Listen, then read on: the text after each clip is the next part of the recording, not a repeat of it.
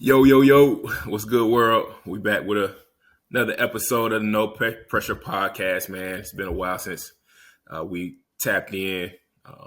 Last week, man, we had some technical difficulties with the storm and all that good stuff, but happy to have everybody back.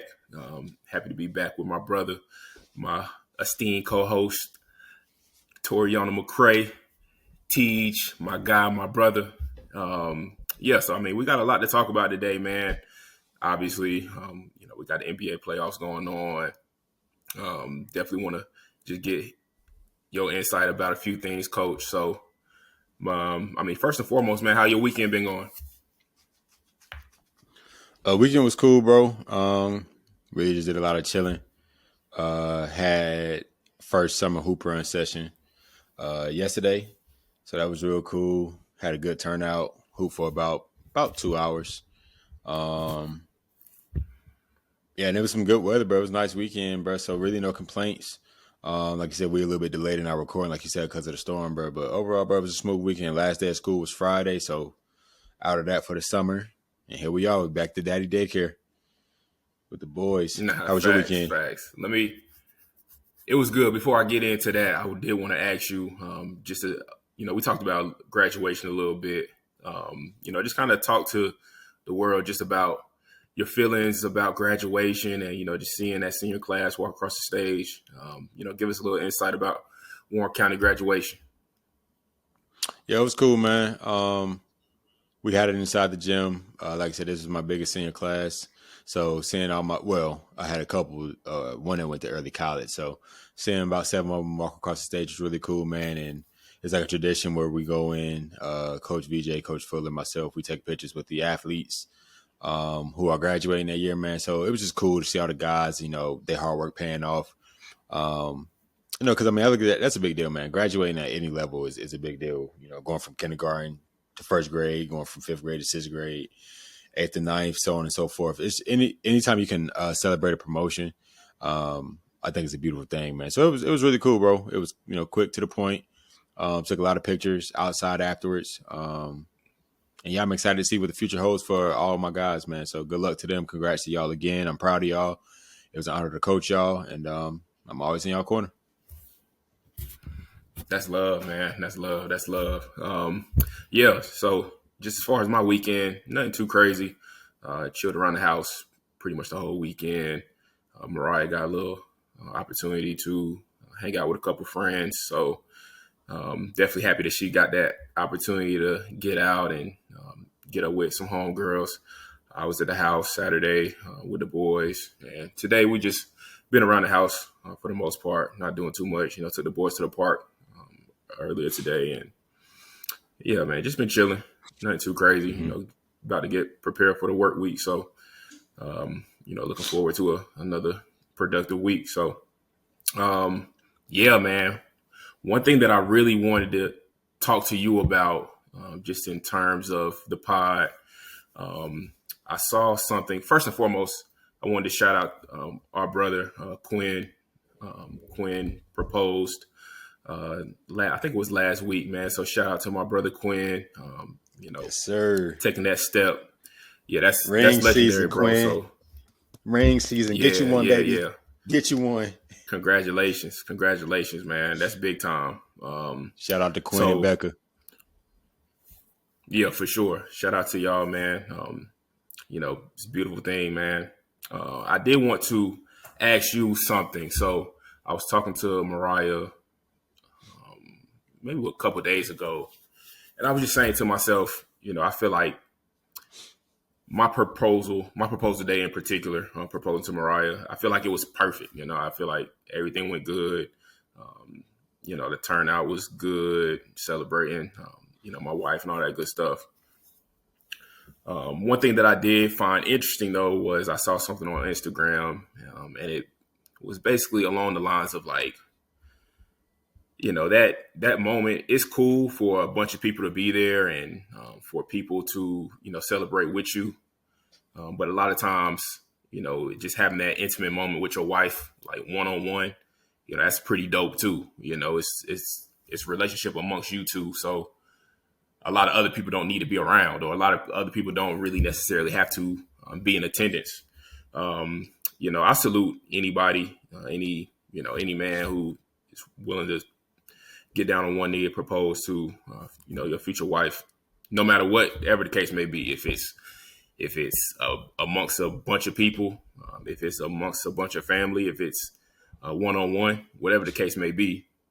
But like I said, me and Mariah were talking about it, and now that you're a husband, you're a father. I'm a husband, I'm a father. I low key would feel some type of way if Kyler, hypothetically speaking, were to propose to his future wife, and I wasn't there. And I know it's kind of crazy to say. And I know, Yeah, not crazy, at but the I'm end of the day, surprised. yeah. I said the same thing. My wife said the same thing. She was like, "Really?"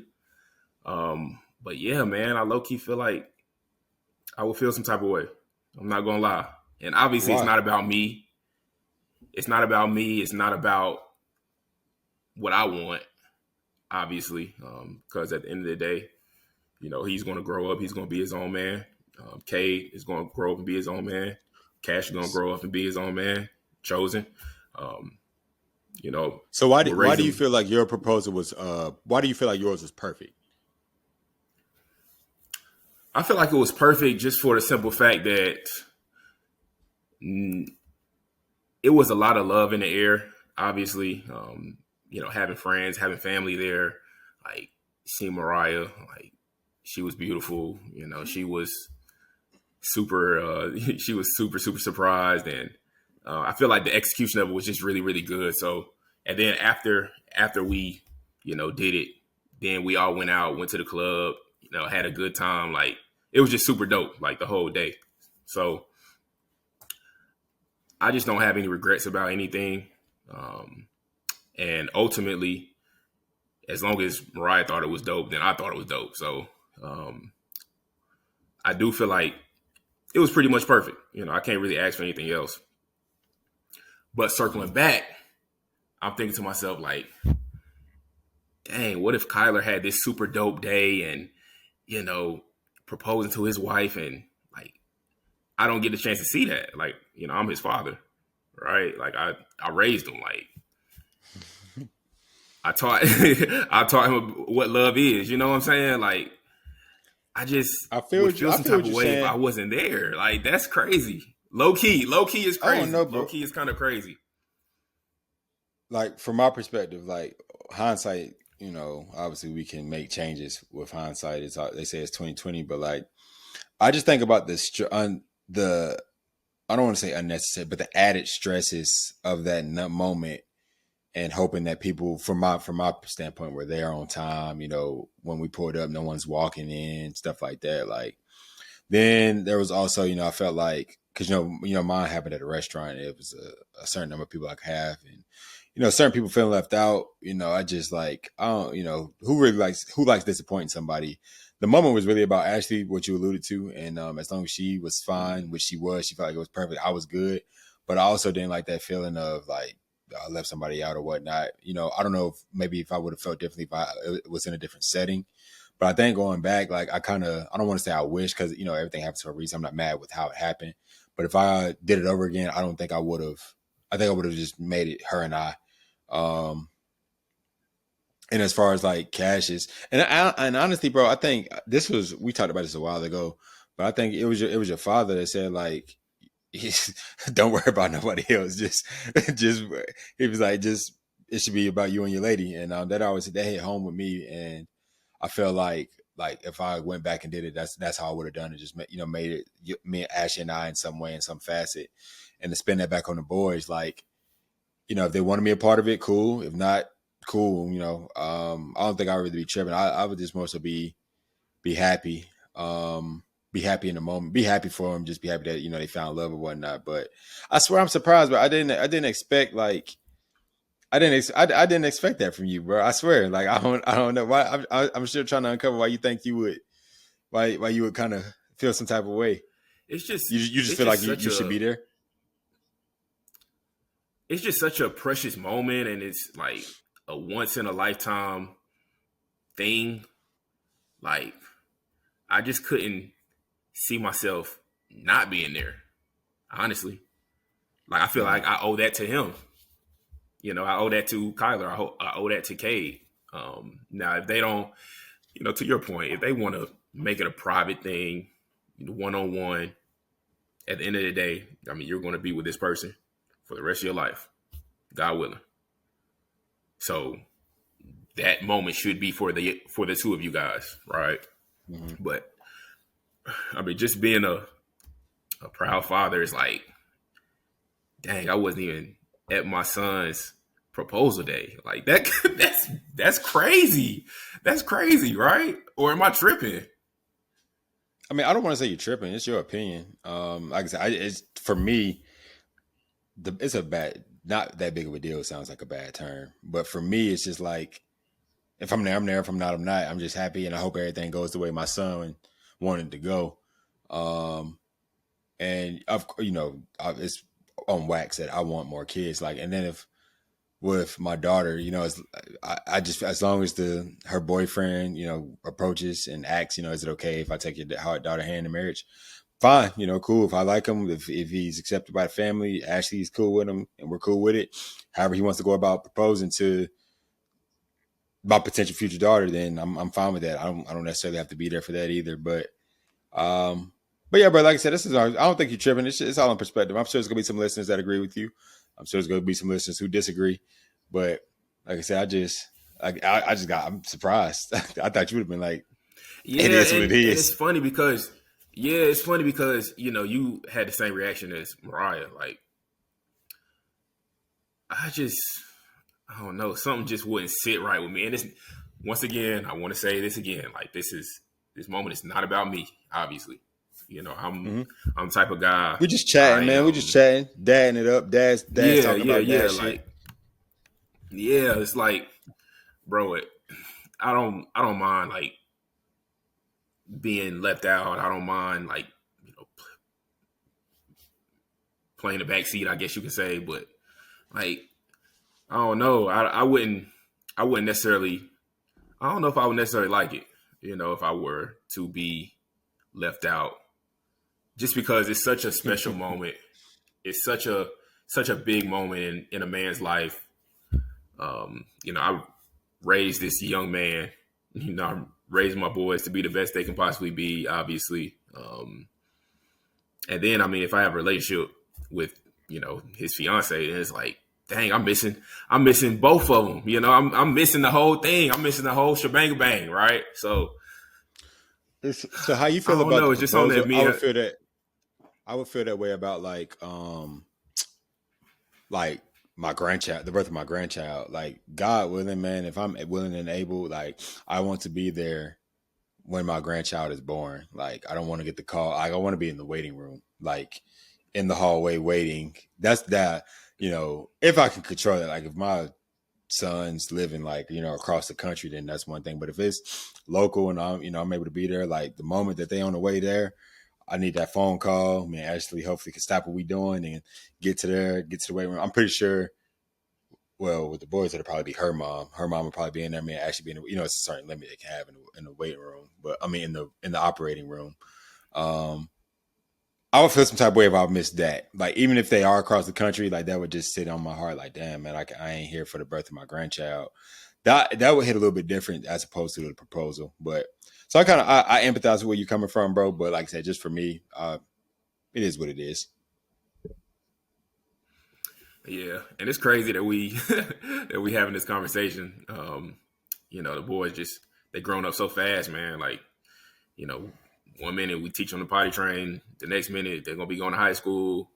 Yeah, Next minute they're gonna be going to college. The next minute they're gonna, you know, have a girlfriend, have a fiance, have a wife. It's man, just I find it so cool, bro. Like Mariah was telling me, I don't want to say the neighborhood friend's name, but Kylie got a neighborhood friend now. Like just them interacting, with other people, like just having friends. Because I mean, like right now, I just see my child as innocent and delicate, and I don't want his heart to be broken. You know what I mean? Because kids are mean, bro. You know what I'm saying? So eventually, he's gonna come home upset about something. Like I said, whenever he starts schools, but like I'm in the country, so he don't really have a neighborhood friend. He got his cousins, but when he goes to school, he's gonna have his school friends and whatnot, and days gonna be bad, days gonna be how it is when you're growing up, bro. But just Hmm. obviously preparing as we handle those situations as fathers, things that we say. Um, I just think about it like, damn, man, like, because to your point, man, Cash is just growing up entirely too fast, man. Time just needs to slow down. It just needs to slow down, bro. Yeah. So I'm just trying to cherish these times, man, because like right now he's just this innocent kid that laughs, smiles, jokes, loving, affectionate, which you get that from me, man. Like he always saying he love you, always want to hug. Daddy, give me Hmm. a kiss on the cheek, give his mom a kiss on the cheek, man. So I just be like, man, I just want his heart to stay just pure and innocent. I pray that it do. I pray I just continue to guide him. We continue to guide him, Ashley and I in the right direction, man. So yeah, man, it's I get emotional even thinking about the shit for real. Yeah, like, and that's what I'm saying. Like, we love so hard. Like, you love your boys with all your heart. I love my boys with all my heart. So that's just another reason why I'm like, yo, if I was not at my son's proposal, that's crazy. That's crazy. Okay, okay. So obviously you're gonna be at your boy's graduation. You're Yeah. gonna be at your boy's graduation. You're gonna be at your boy's um, when they get married. When they walk down the aisle, you're gonna be there. Um, you gonna you're gonna be damn near every big moment. So why Yeah, is but the I think proposal a that little different? yes, that's a big moment. That's actually a that's a big moment. But I feel like something you said earlier, like I don't know, that's just that big. I mean, all these moments you're naming are for Cassius or chosen, but I think that one is just a little bit more intimate with the spouse. That as I think that's just the more like that's more of Right. their moment, not my son's moment. It's their moment. Whereas the graduation, it's my son. Um, first basketball game, varsity basketball game or whatever he plays. My son's moment. Mm-hmm. You know what I'm saying? Like it's just from an individual standpoint as opposed to their moment. So yeah, man. Like I like you said, I plan on being at as many big moments as I can, and if I'm blessed, if he wants me there, at his, I'm gonna be there at the proposal. Like no questions asked. I'm not gonna talk him out of it, whatever the case may be. But I look at it a little bit different, their moment as opposed to, because I feel like shit. I know when I graduated, man, that was for my mama. When I graduated college, that was for my mama, bro. Like that won't for me. Like the reason I even Not did the facts. UNCG part of it, I was like, this is just for my mom. Like show her that she did a great job and raising me to be the man that I can be. This least I can do is walk the stage, for you. Um, yeah. Facts. So I if she wanted to keep my diploma, she could have kept it, but she was very adamant about me having it. Like she really could have kept it because this is for you. Like this, yeah. So, but yeah, but that's good dialogue. So so I was talking to Mariah last Friday. You can relate to this. We had to renew our passport. So 10 years ago, we got our passport at the same time to go on a cruise. We're going out of the country again at the end of July.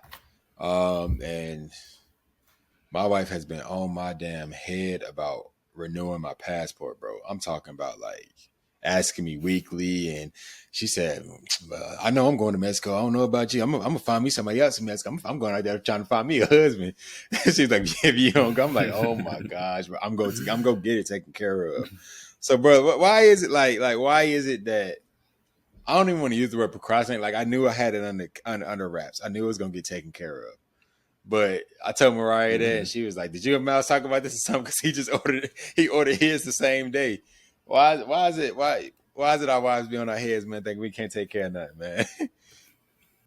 No, I ain't gonna lie. Like I've I have gave Mariah, um, I guess some reasoning, um, for her to be on my head about certain stuff. So Some I'll be the first justification, to say that. justification.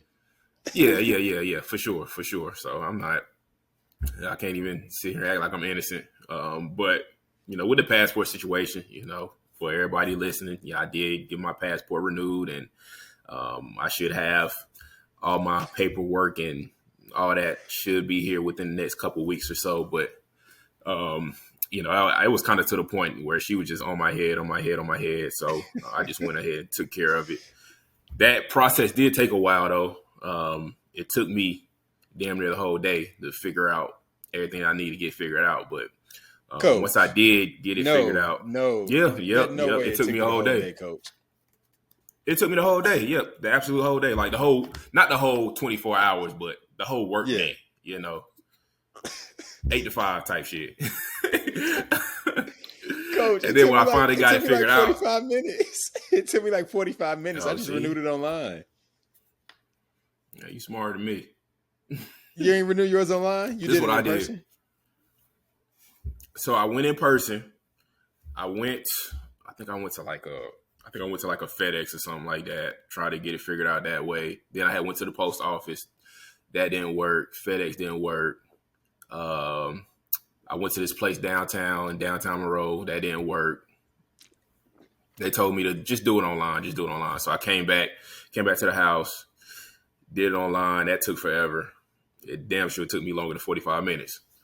But it was a lot of running around, and ultimately I ended up getting it done. But yeah, it took a long time. Let's put it like that. So shout out, shout out to my wife, man. Like I said, I do kind of give her reasons to be on my head from time to time, but I got it taken care of, and I'm going to Mexico. I'm gonna see y'all out there. Yeah, man. Yeah, man. It's funny, man. I think my wife gonna hit up Mariah trying to. She was like, she asked me earlier. She's like, "What Mariah doing for her birthday?" I was like, "I don't know, man. Probably, with the trip at the end of the month, probably not too much." And she was like, "Nah, they got to turn up." So I'm like, "Oh, goodness gracious, bro." So just be on the lookout, bro. I might have to stay at your crib with the boys, man, while they go do what they do. We gonna see. Tell Oh Mariah, yeah, for stay sure, tuned. man. Mariah, when Hey you man, we listen, got be on the. Yeah. plenty of room. Y'all got you got plenty of room at the crib, man. Crash boys got their spot.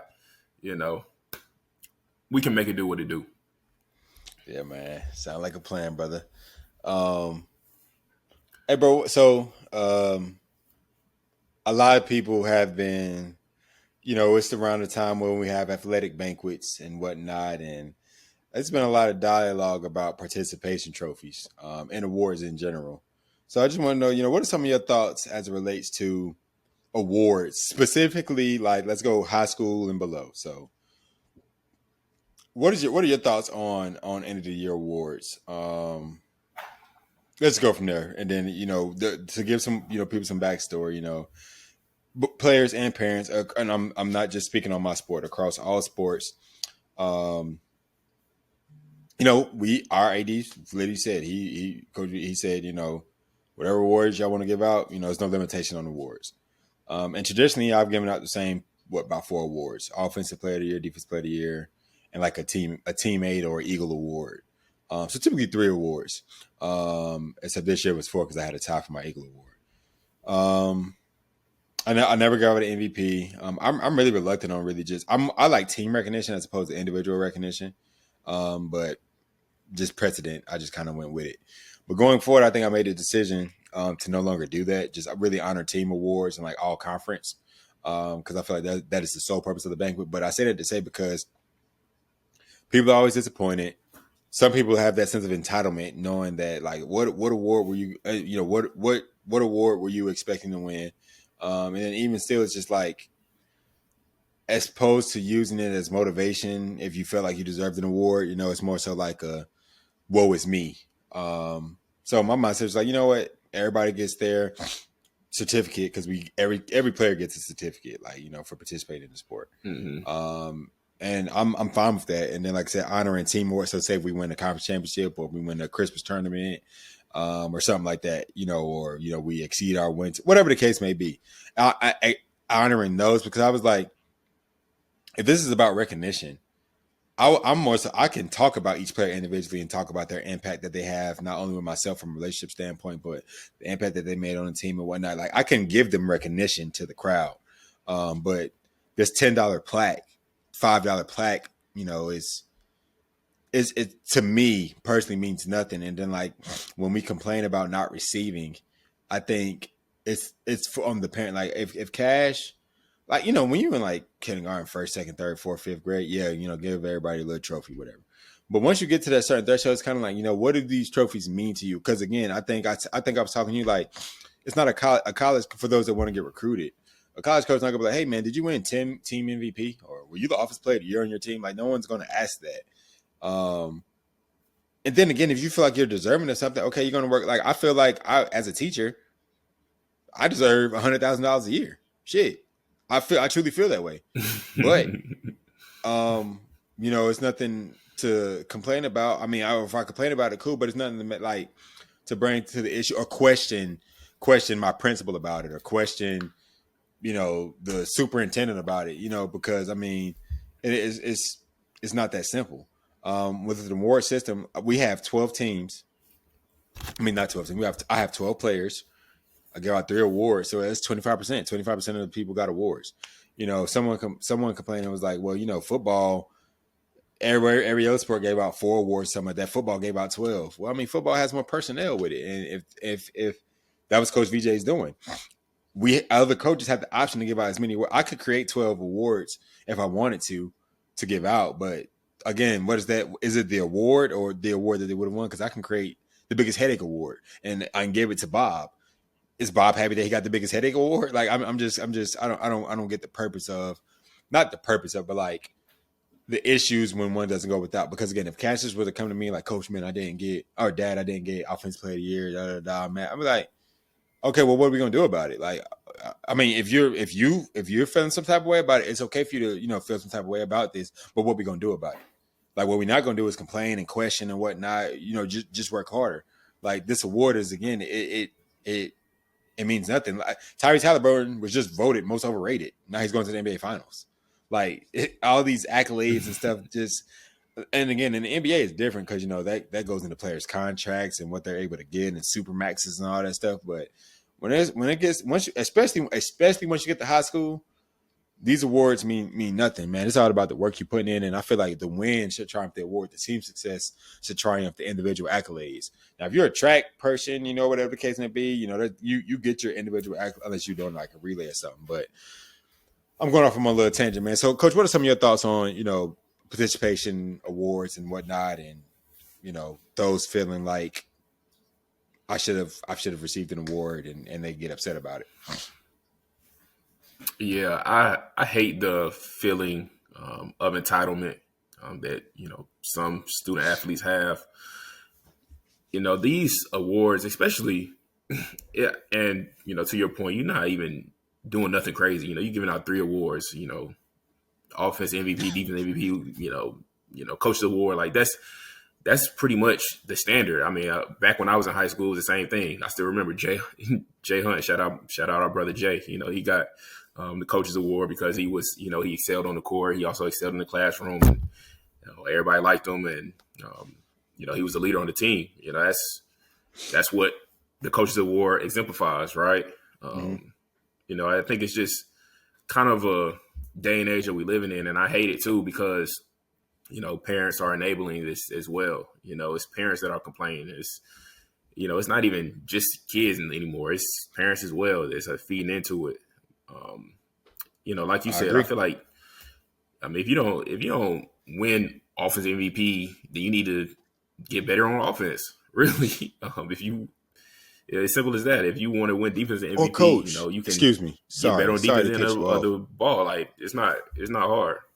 My bad. Sorry to cut you off. No, sorry to cut you off. And again, I don't blame the kid. I kind of put that on the blame of the parent because, again, if Cassius came up to me and was like, "Dad, I didn't win Offensive Player of the Year," my first question is gonna be like, "Okay, well, who won?" And then maybe did so and so not deserve this award, Cash? Like who knows where this could have, like, let's look at those things, because I'm almost certain that your coach and his peers know what they're talking about or know why they have a rationale behind who they're picking. Like, I'm pretty sure it's not an anomaly. Let me say that. Like, it's not an outlier. But again, what is this award that you're probably not going to even think about a month from now? Why is it mattering so much right now? Why does it matter so much? That's just my whole thing. Like, you got especially when it comes to a team sport, because I feel like basketball, football, baseball, these are selfless. You have to be selfless. You have to be willing to sacrifice for. That's why my favorite award is the Eagle Award, the coaches award, because to me that's, or like this year I call it like the teammate, like being a good teammate, because being a good teammate doesn't have nothing to do with skill level. It's, I don't mind giving my brother this water bottle, or I'm first one to help my brother off the bench.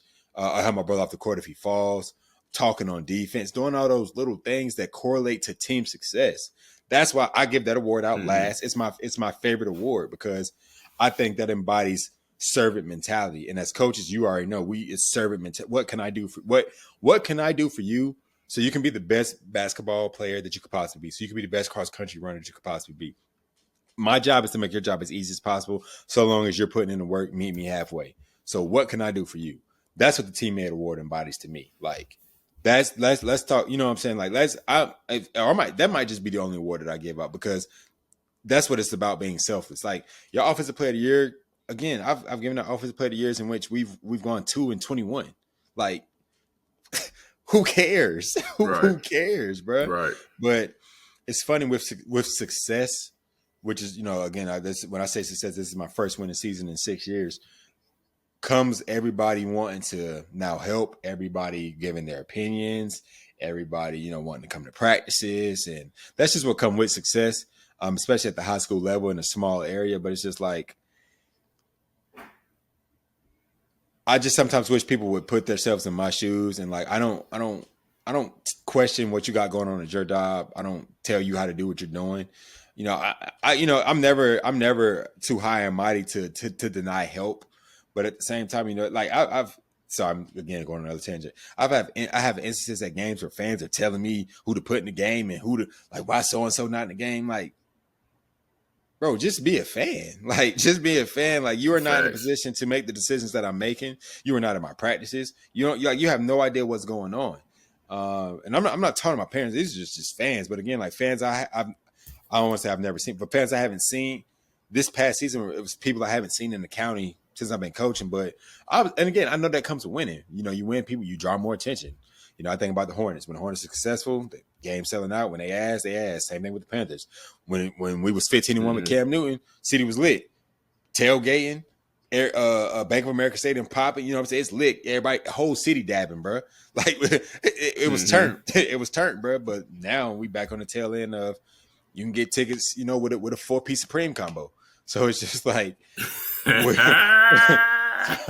it's just like, I get it, bro. But at the same time, it's just a matter of empathizing. Like, you know what, man, I'm gonna let Coach rock out. I'm gonna let Coach do his thing. Like, shout out to my boy Thomas Miles, bro. Like, he had checked. I can't remember one of his homies, bro. Like, he had checked one of his homies. Like, bro, can y'all let Coach rock out? Like, bro, like, stop talking to him. But see, Tom understands basketball. Tom understands that, and understands his father was a coach, so he comes from that. Like, I went in there. It's kind of like, it's one of those things too. Like, now this is gonna segue to a question, Coach. I know we talked about participation awards, but like, if Kyler or Cade plays basketball and you're at the game, I think I know the answer to this, but I'm not gonna answer it. Are you going to be that parent that's talking to them during their game, or are you going to let them rock out and maybe talk afterwards if they want that conversation? Nah, let them rock out for sure. Like, let them rock out. Let them play. Let them play through mistakes. Let them figure out what to do in the midst of adversity. It's a lot of times, bro. I can't imagine. I can't even like put into words how many times, like, I play high school basketball, college basketball. I'm struggling, not having a good game. And you just got to find a way to figure it out. You got to find a way to play through it. I'm not going to be the type of father who's just yelling in the stands, trying to coach Kyler, Coach K from the stands. I'm gonna let them rock out. I'm gonna let them figure it out, because at the end of the day, some of the battles that they're going to go through on the court, it's gonna make them an even better player. I can name like hundreds of guys who were a lot better than me, and I had to go against them every day, and it made me a better player. It made me end up being a halfway decent player once I got to college.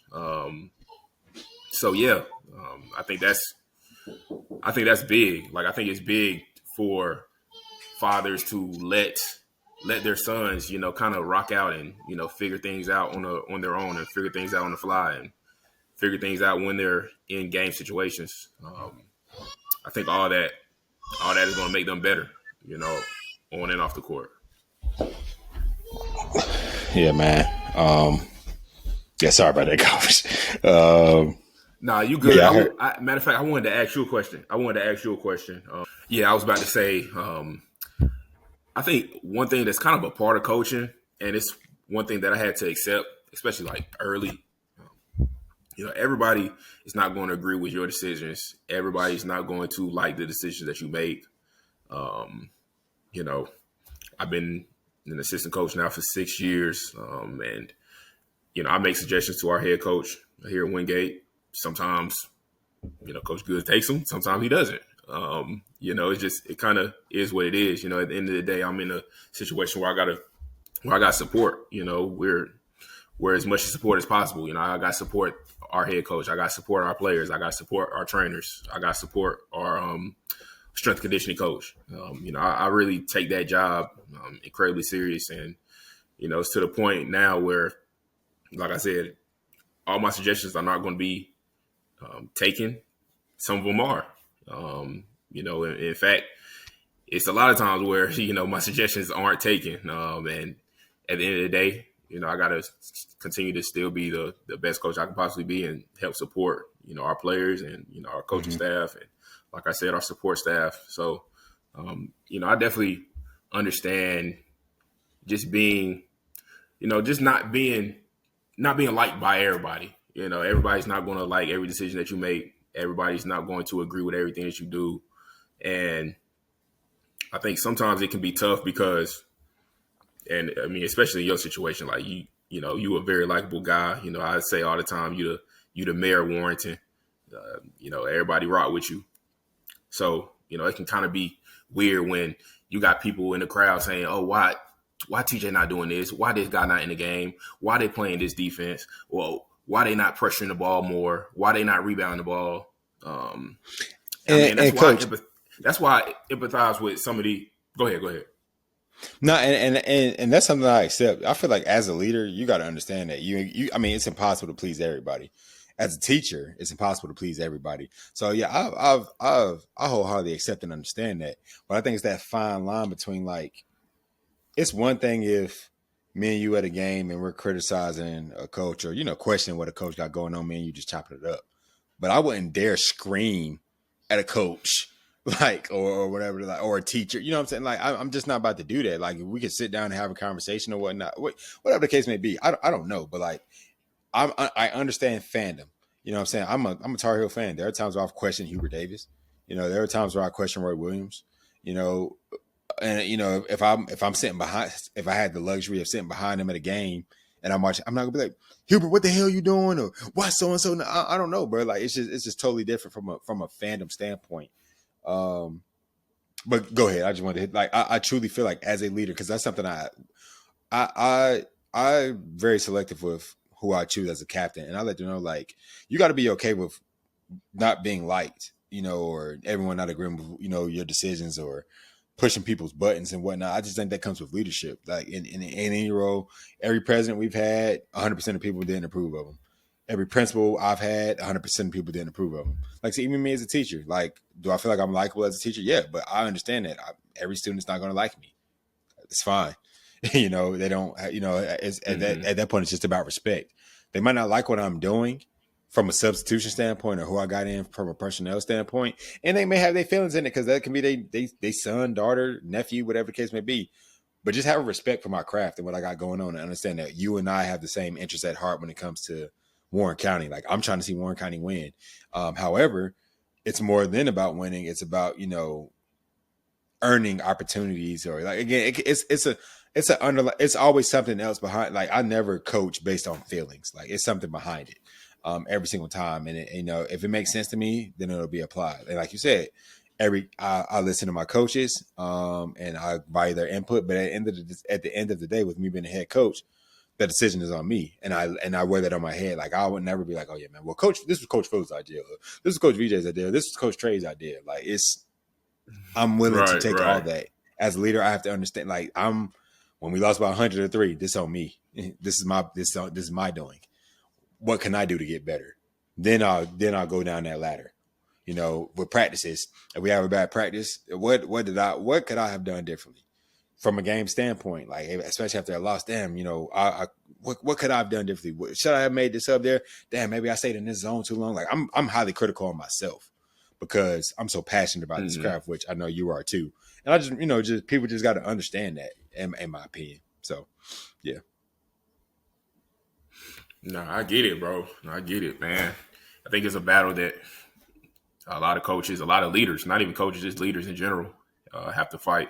Um, I think about, especially in the playoffs, man. I just watching the playoffs, and I watch a game, and it's a close game. This team loses by 1 point or 2 points, or whatever the case may be, and then the next day you listen to First Take, and Stephen A. got all this stuff to say about this coach, and Kendrick Person got all this stuff to say about this coach, and this coach can't Facts. coach.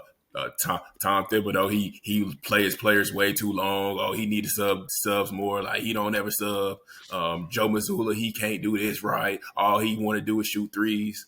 I'm like, man, let them do them. Let them do their thing. Let them display how great of a coach they are. Obviously they're in a situation to lead this team, to lead this organization.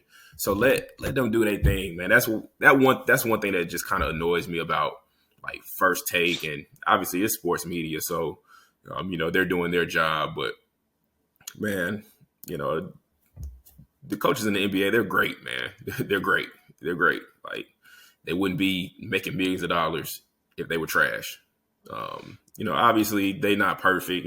Some coaches make bad decisions or whatever the case may be, but it just kind of bothers me when sports media is just so critical of these coaches. It bothers me when anybody is critical of coaches.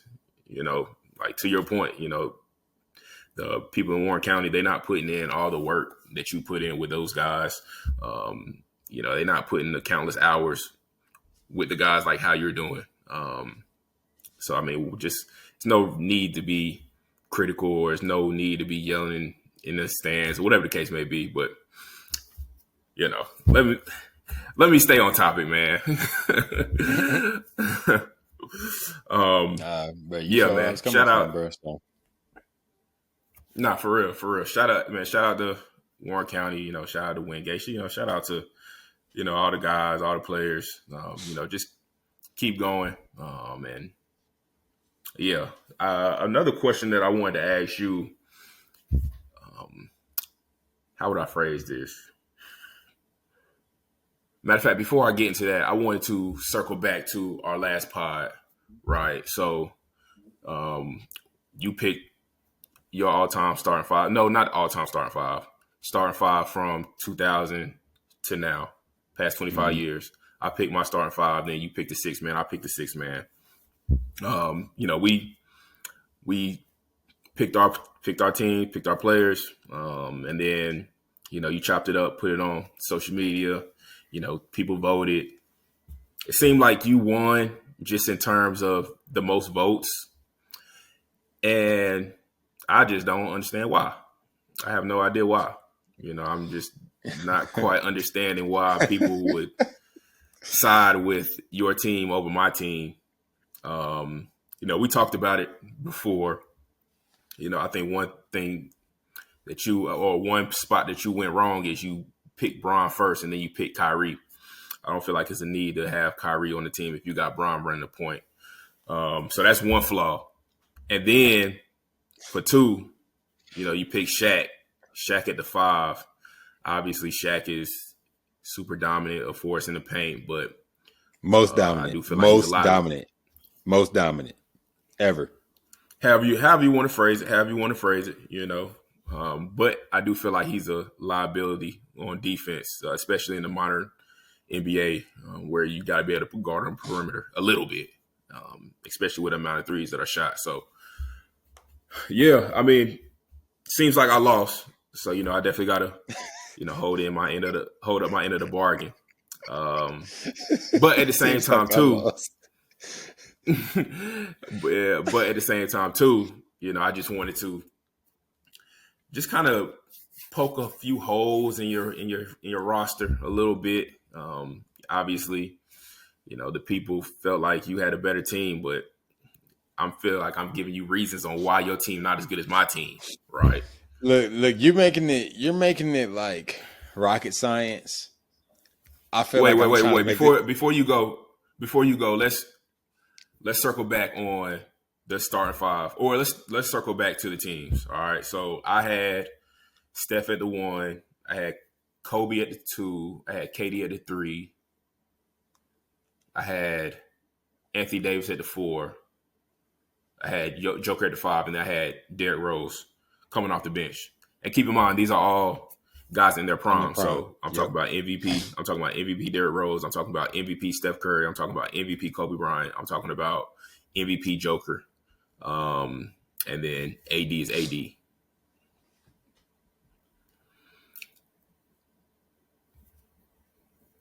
And I My had bad. oh my my fault. bad. My bad. My I was bad. I No, my had bad. Braun, and I didn't go. I Go by didn't position. have.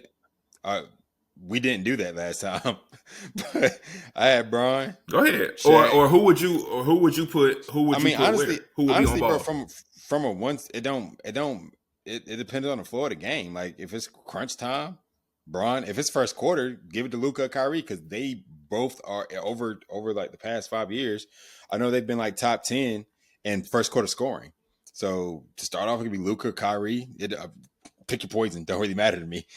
They can both play off ball, so don't really matter. You pick. And then, I feel like Braun can get subbed out at the 6-minute mark halfway through the first if he need to. Get his rest. He can start. He could be on ball in the second quarter. Don't matter. So, but I had Braun, Shaq, Giannis, Kyrie, and Luka, and T-Mac was my 6-man. Like, this is such a beautiful team, bro. Like, it's such a beautiful team. Like, I got passers, got guys who can shoot. I got guys who are assertive and dominant, guys who play hard, where I feel like playing hard is a skill. I feel like Giannis embodies that. And You then got one guy to play hard. You got one guy to play hard. Braun don't play hard. We talk, I mean, and again, I don't know what prime. I told you, I said you could pick a Braun. So wait, whoa, hold on, time out. You can pick. 2018 Braun played extremely hard. Braun all 4 years in Miami, except with the exception of the year where that was just the finals appearance. But all 4 years in Miami, he played hard. He could have won MVP all 4 years, if we're being honest. People got voters fatigue. And then Giannis. So yeah, Giannis, Shaq, Braun. Those are 3 guys that quote unquote play hard in my opinion. Like when I say play hard, I think about Shaq play hard. Didn't Kobe? God rest his soul. Kobe B. Bryant said Shaq was lazy.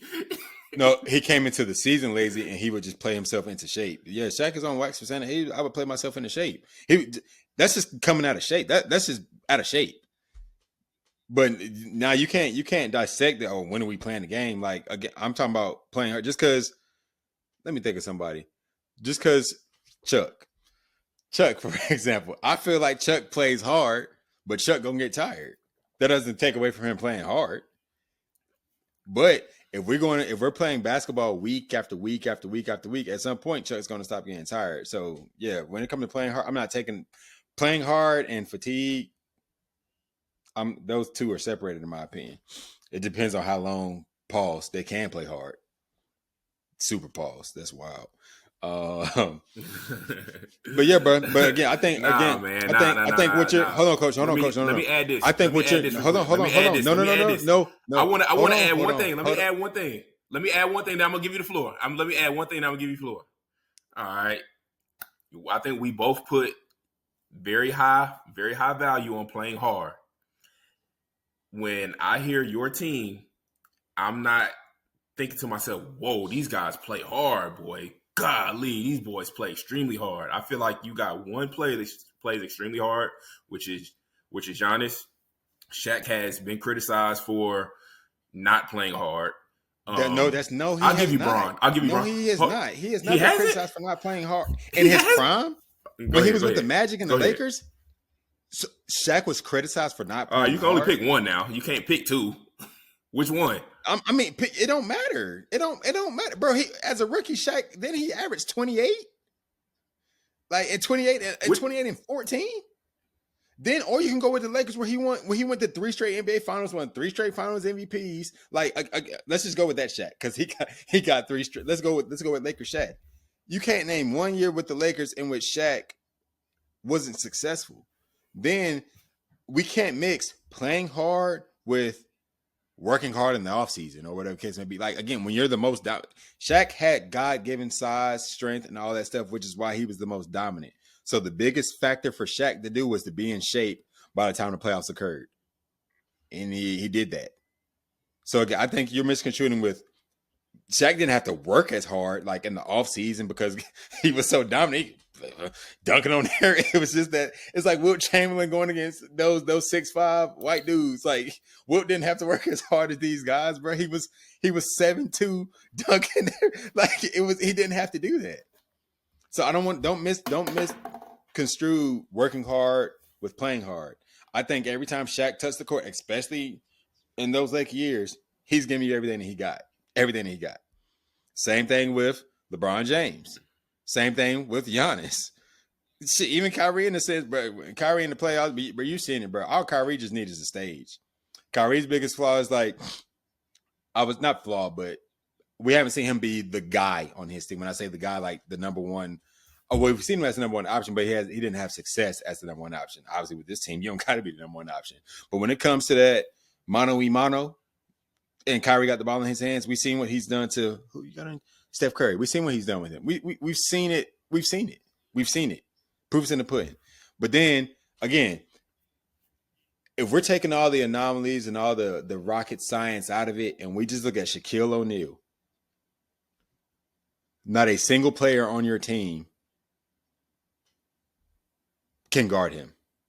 Not a single one. Now, that's where you go into fouls.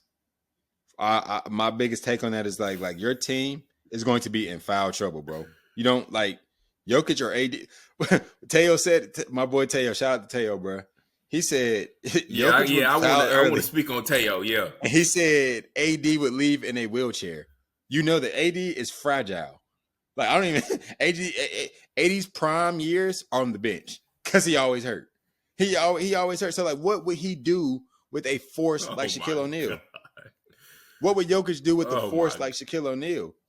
Again, they still got to guard this man, bro. I hear what you're saying. You're getting all cute. Oh, Shaq got it. We put Shaq in the pick and roll. He playing and drop. I got the best shoot. Yeah, that's all fine and dandy until your guys get in foul trouble.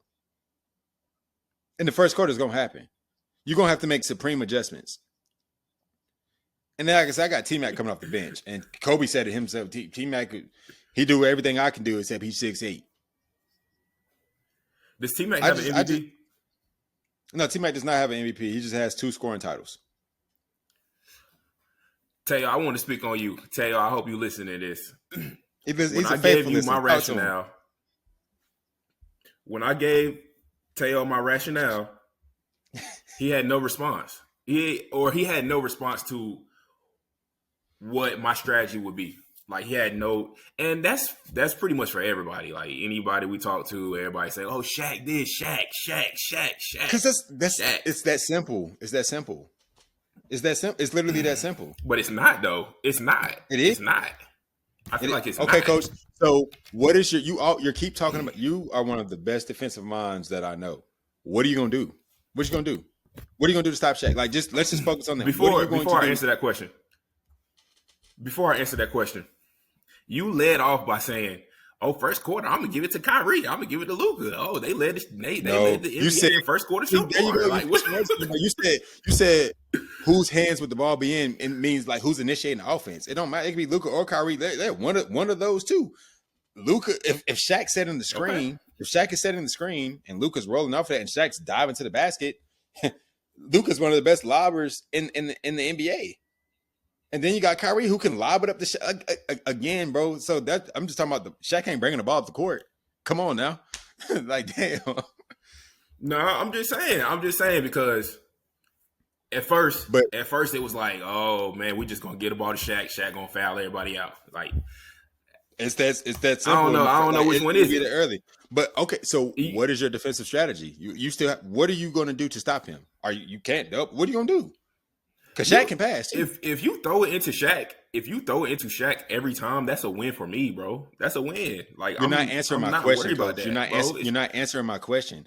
Who is What's guarding your him question? and what are you going to do to stop him? How are you stopping Joker. him? Joker's guarding him. Joker's guarding him. And we're going to play him straight up, and I would just stay home on everybody else. I would stay home on everybody else. Insane. We seen the Insane. same strategy.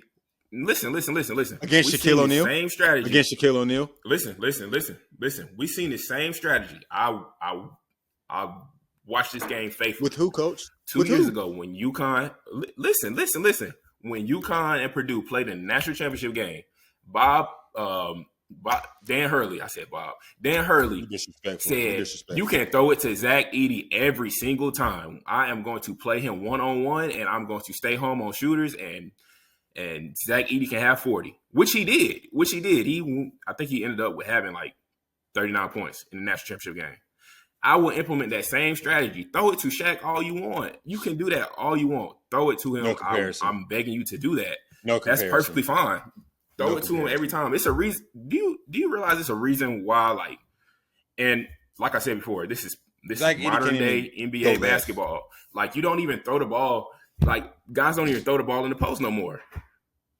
So I'm gonna let you throw the ball into the post, and you can let Shaq do whatever he want to do. But then on the So other basically, end, you're relying on. I'm just gonna put relying on Shaq in a three. pick and roll, and then we're just gonna be trading threes for twos. I'm gonna make a three, Shaq gonna come down and make a two. I'll You make keep another three, saying Shaq that gonna like come down you're and make so a two. relying, like you're literally relying on a failing shot. You're relying on like in a 7-game series, Relying we on win what? 4-2. A failing shot, like 40%. How's it a failing shot? I got Steph Curry coming off Okay, every and single Steph time. Curry's That's a great Steph shot. Curry's not God. He's not God. He's not God. And then Shaq I not said, God like, either bro, though. what you feeling? Like you compare Zach Edey to Shaq. There's no comparison, bro. Shaq not God either though. I didn't say he was, but he can't be guarded. Who's going to guard? I didn't say Steph Curry was God. You said, but you're saying we're trading threes for twos. Like my shooting percent, like Shaq's field goal percentage was on average upwards of 60%. And then, like I said, like you have to realize that whether you like it or not, your guys are going to be in foul trouble. So like when it comes down to like again, you're saying all the cute stuff, and yeah, I'm trading threes for twos. You go put Shaq in the screen. Yeah, your guys are going to be in foul trouble, bro. Your big's going to, and then you're going to be extremely small, and then there's going to be nothing that you can do. I truly feel like, yeah, bro, your team's you're cooked, bro. You're cooked. You cooked, bro, because your bigs can't guard. Then you're moving KD to the 5.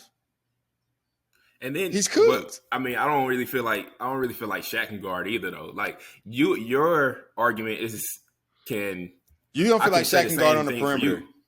you. That's the whole point of it. Like I'm not trying to change your mind. You chose your team for a reason. You feel like you're gonna win for a reason. I'm just making my point. You making your point, but you're making it seem as like all you're saying is, we're trading threes for twos. Like it's just that simple. Like come on, bro. You again one of the smartest basketball minds. It's gonna be way more to it than threes and twos, and more of my twos gonna be falling more than likely than more of your threes. And Zach Edey ain't Shaq. There's no comparison whatsoever. And Shaq is going to get your guys in foul. There's no, like I said, from a size standpoint, Jokic has the best. When I say size, like weight on him, but ain't gonna be shit he can do. Then AD just too small. He too small and too fragile. There's nothing he can do. So then what? Then like literally, that's the again. And then I also, which I told you, the purpose of this, like, I feel like my team can beat yours, yes. And I also picked a team who I feel like the casual fan. Again, if let's make it as simple as possible, I'm going to probably want the most dominant guy. And this ain't even arguably. People say this. It's pretty notorious that Shaq is the most dominant player in NBA history, most dominant big in NBA history. I'm going to add him to my team because the masses, which you said every argument you had with people or discussion, they always brought up Shaq. They always brought up Shaq. Bingo. Bingo. Because guess what? When you can't prepare for that. There's nothing you can do to prepare for that defensively. Like you said, you could put him in screen and roll, but at some point, that man has to be guarded without being fouled. Let me ask you this. That's how. Let me ask you this, then we're gonna move on. Let me ask you this, and we're gonna move on. All right. All right. Are you comfortable with Shaq being in pick and roll all game long? Of course, I'm not. Okay. Are you comfortable with Jokic? Are you Right. comfortable? I'm gonna ask you this: are you comfortable with Jokic or AD guarding Shaq all game long? Do you think they last the whole game? I mean, I don't know. I feel like we comparing like two different eras. Like another thing everybody keeps saying too is like, oh, they're going to foul out. They're going to foul out. Like Joker doesn't really foul out. You know, AD Joker doesn't really foul out. He hasn't. Who have they had to guard? That's like Shaq. No. I feel you. But I feel you. Shaq is dominant. Like Shaq is you dominant, can insert Shaq. Like anywhere. everybody keeps saying, like, oh, they're going to foul out. Like AD and Joker are like very smart. Like, let me ask you a players. question. Let me ask you a question. Yeah, and two, you can be very smart, but you still got to guard this immovable object. So, do you feel like Mitchell Robinson had an impact in the Pacers series? Like, do you feel like he was consistent for the most part? Absolutely. I think in the first quarter, yes, his presence was felt. In the first quarter, yes, I think he had 5 offensive rebounds, unheard of. And I think he had 4 points, 5 offensive rebounds. Shit, at one point, I felt like he was playing more minutes than Cat. And this is in today's modern NBA where the Pacers stretching guys out. So insert Shaq, who's going to get these rebounds and not let the kick out for the 3. He's going to get the rebound and just dunk it aggressively. Like I feel like this. Shaq shines, bro. He shines. He dominates. I just think about the Warriors when they were getting killed by Sengun. Sengun was dominating the boards. And again, I said this in an earlier podcast. To win, I feel like one must defend, one must rebound. Shaq wasn't no liability. Like, he's going to protect the paint. And then, yeah, we're going to have to live with the fact that, yeah, you go get some threes up, but I don't think every three's not going to go in. And like I said, I'm thinking a 7-game series. Every three's, they're going to have cold nights. They're going to have nights when their legs are tired. Like, I'm playing a percentage. And like I said, I'm not expecting Shaq to do everything. But from a strategic standpoint, I'm thinking about how can we dissect this team and get them weaker. Can't no one guard this man. They have no choice but to foul him. They have no choice but to foul him because he's gonna get, especially if you're not helping. If like I said, Zach Edey didn't even want to do the left hook. He's always going right every single time, especially when he was at Purdue. That's why there's no comparison. And then if Shaq misses, AD boxing him out.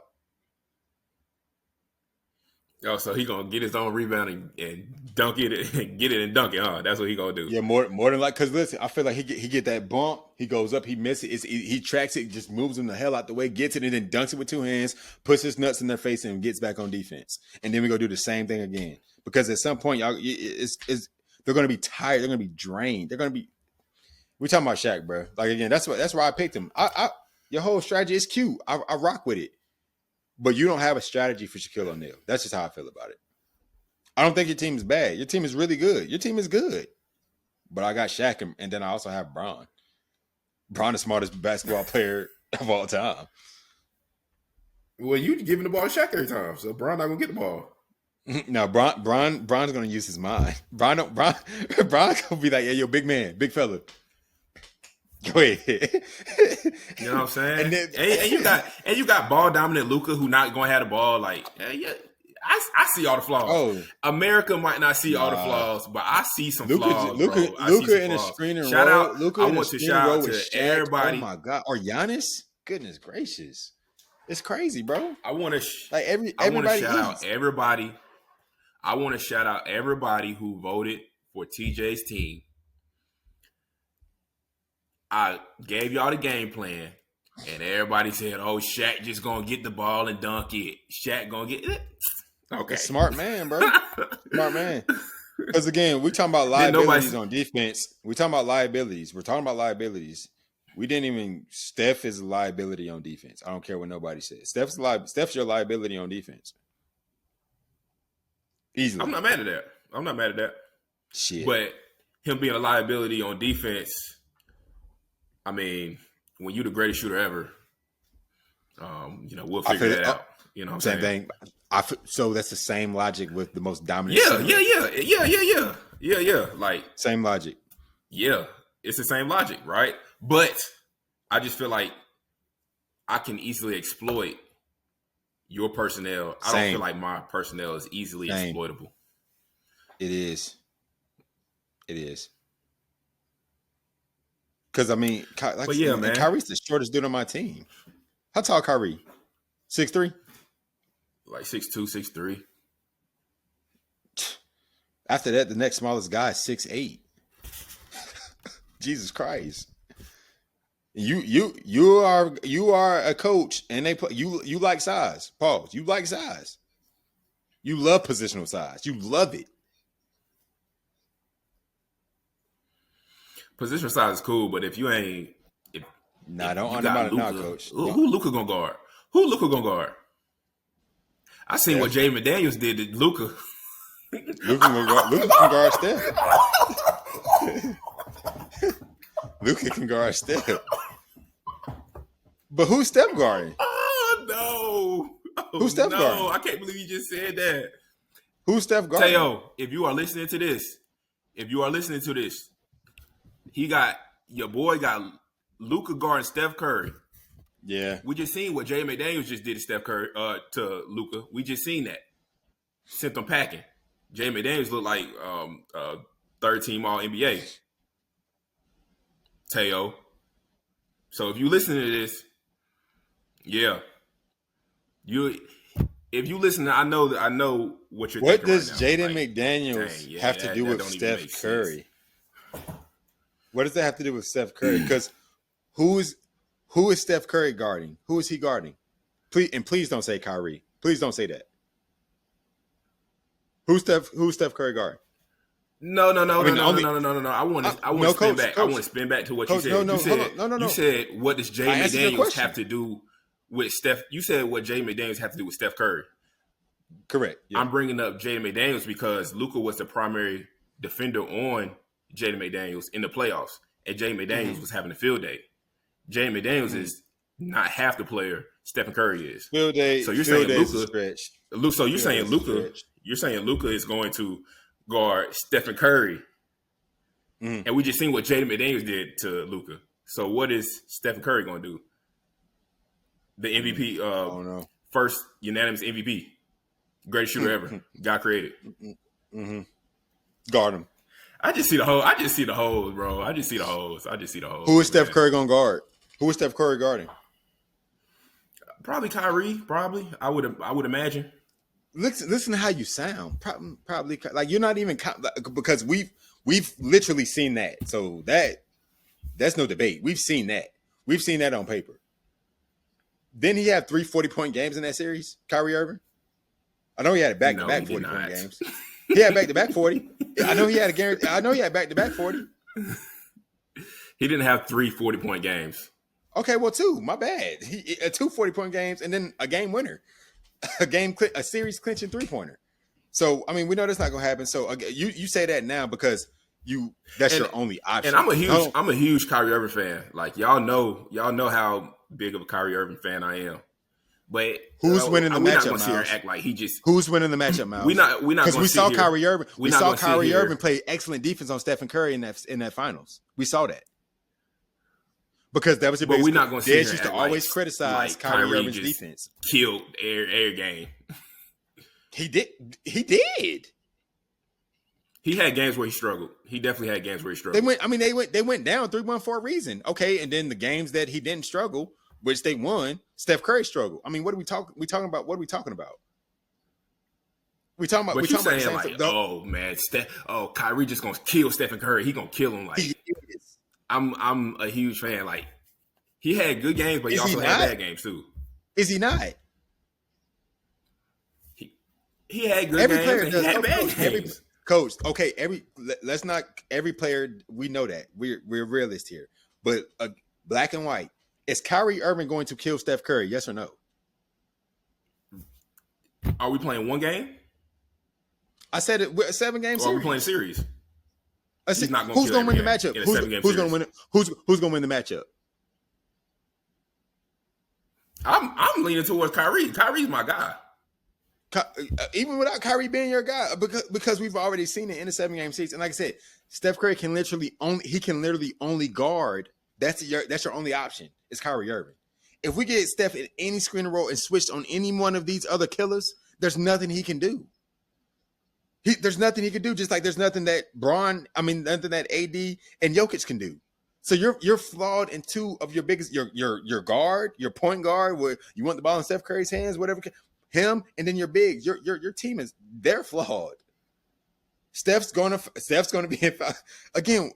If Kyrie is on ball and gets a screen, or if Kyrie sets the guard screen, if Luka's on ball and Kyrie sets the screen to get the switch, like who's Steph? Steph not guarding T-Mac. Steph not guarding Luka. Steph not guarding Giannis. Steph not guarding Bron, and we know he ain't guarding Shaq. So Kyrie is your only hope, yeah. And we've seen what happens with that. That's all I'm saying. Hey man, hey, you saying I got flaws? I'm saying you got flaws. I feel like your flaws just a little easier to exploit than mine. But as you should feel that way. Y'all speaking hypotheticals, man. Y'all thinking hypotheticals, man. It's cool, man. It's cool. I just see how I can manipulate the game in order to win, man. I just see it. I guess it's just the coach in me. I don't know. You know, no pressure. See, and I would look at you on the other side. I would look at you at the other end of the bench like he did all this preparation, but he couldn't prepare for the most dominant big. There's nothing you can do about it. I don't even got to break a sweat. Because every game you got to go into like, how the hell we about to stop Shaq? Then, God, we got to figure out a way to protect Steph. Like, your best bet might be going some type of zone. But even still, I got Bron is dissecting that zone. He's dissecting it. Playing quarterback, telling everybody what to do, where to be at. Oh, my goodness. Hey, man, call a spade a spade. I mean, just your team chemistry ain't even gonna be right. You know, you talking about Bron, you talking about Kyrie, you talking about Steph. Luka, the primary ball handler, like he's not really effective. If he don't got the ball in his hands. So what? You just gonna have Luka standing in the corner? You just got too many flaws, gang. Too many, bro. But you act like you don't have ball dominant guys on your team. Like you got Kobe, Derrick Rose. Derrick Rose is not playing off ball. Kobe's not playing off ball. I don't want him to play off ball. I wouldn't even want him to play off ball. No, you got Kobe, you got D Rose, MVP. Huh? You want D Rose to have so you want Kobe to play off ball? Have we ever seen that? Yeah, I mean Have we seen that? Plenty of times. No, yes. No. Playing off ball ain't giving the ball to Shaq and then going up. We've seen Kobe play off ball. I've seen Kobe in the triangle and get the ball in his position.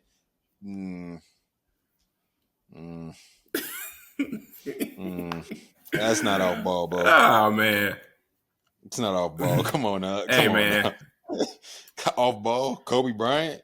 Kobe off ball. That don't even sound right. That don't even sound right. Man, I mean, it sounds right. His point guard was Derek Fisher. Derek Fisher got rings too now. Yeah. Cross half court. Give me the ball. Derrick Rose got rings. I said Derrick Rose. Derek Fisher got rings too. Mm-hmm. Kobe off ball. Shout out D Fish, man. Kobe off ball. I want y'all. Hey, y'all, media people listening. Kobe off ball. Y'all just let me know if that makes sense in the comments. Oh. Hey man, shout out to Teo, man. I want to have a conversation with you one day. Matter of fact, once we get off here, I need to get your contact. We can chop it up a little bit more. Kobe off ball, man. But yeah, man. What, hour 15, man. Definitely had a good conversation. Sure. Definitely chopped it up about a lot of different things, man. We didn't even get into the playoffs, man. We over here talking hypothetical basketball. We ain't even get into the playoffs, man. Shit, real quick. Thunder in 5, gentleman sweep. Halliburton, it was a good run. Hey man, you were definitely not overrated. You got my respect. Um, but it ain't y'all time yet. It ain't y'all time yet, bro. Shea and 5. Hey, Halliburton about to be in hell. He about to be in hell. He about to be in hell defensively. I just pray for that man. Yeah, we gotta tap back in, um, especially before the start of the series, before Yeah, the start let's of the start finals, Thursday. man. It start When does it Thursday. We start? go It start Thursday. Thursday. Mm-hmm. Yeah, we gotta tap back in on Wednesday. For sure. That's the plan, man. Let's do it. God willing, we're able to do that. Give a little finals preview, some opinions and guesses, and then we'll see how they pan out. Absolutely. Well, yeah, man. This concludes another episode of No Pressure Pod. Man, shout out to my brother Tej, man. Shout out to everybody that tapped in with us. Continue to like, subscribe, view all that good stuff, man. We gotta continue to provide good content. So, thanks for everybody who's listening, and we'll see you on the next one. Love.